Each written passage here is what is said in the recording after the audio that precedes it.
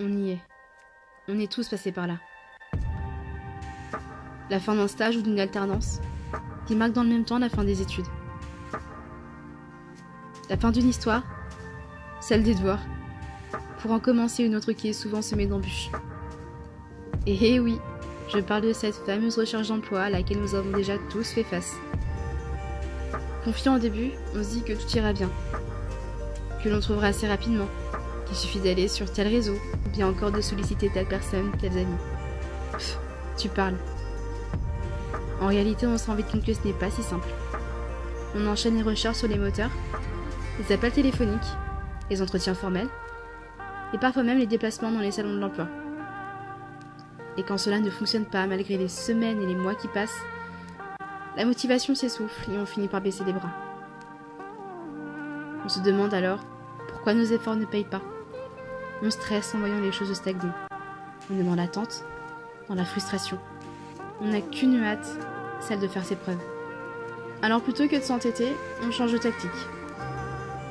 On apprend à lâcher prise avec les proches, à sortir, à compter sur le temps, et on attend un peu que l'opportunité se présente. En attendant, on reste actif. On appelle les personnes du réseau pour faire cette transition du virtuel au réel. On se déplace dans divers événements, et on échange par tous les canaux possibles. LinkedIn, Facebook, Twitter, pourquoi pas le télégraphe ou pigeon voyageur. Bon, ok, j'arrête. Et là, c'est le déclic. Une proposition.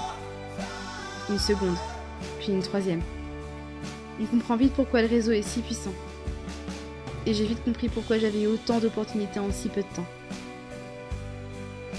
C'est grâce à vous. Grâce au temps que vous avez consacré pour avoir lu, commenté et partagé mon post. Grâce à votre soutien, qu'il ait été publiquement exprimé ou par message privé. Mais surtout, grâce à toi, Stéphanie. La première Chief Happiness Officer que j'ai appelée et qui m'a beaucoup inspirée. T'avais totalement raison. La magie du réseau opéré est bien plus que je ne le pensais. Juste quelques mots d'encouragement qui m'ont suffi à aller de l'avant, à ne pas lâcher et à croire en mes rêves.